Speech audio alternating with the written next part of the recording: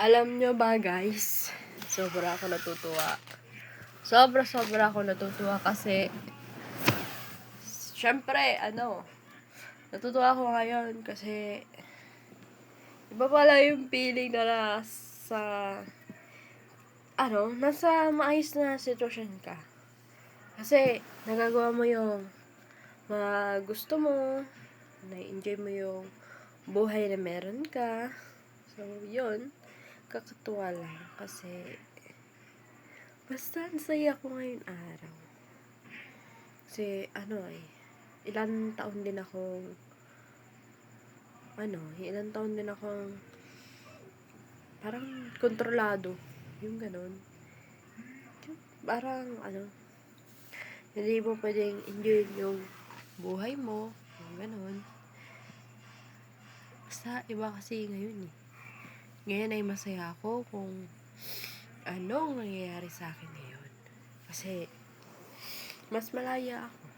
Hindi kagaya noon na bawat kilos ko, bawat galaw ko, kukontrolin sa akin, ganyan. Mas thankful ako ngayon. Kasi, feeling ko sobrang free. Charot. Dahil kasi iba din kasi pag yung nagagawa mo yung gusto mo. Sobrang sarap sa pakiramdam. Ngayon ko to nararamdaman. Ngayon ko na-enjoy. Kasi, nasa lalaking kayang tanggapin na ako. Yung kayang tanggapin yung pagkatao ko, ganyan.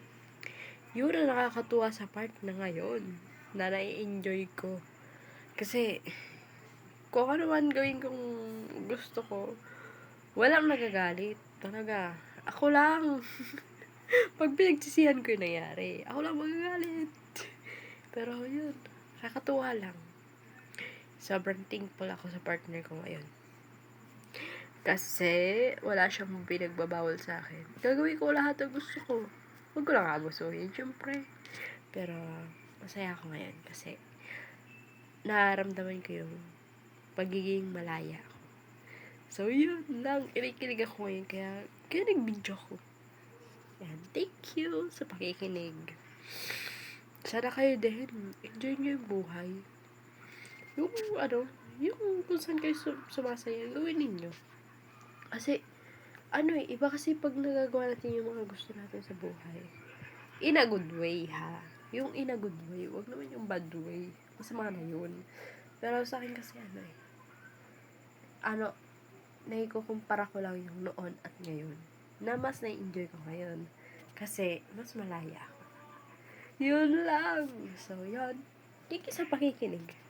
Walang galit-galit ngayon, ha? Masaya ako. Bawal ang galit.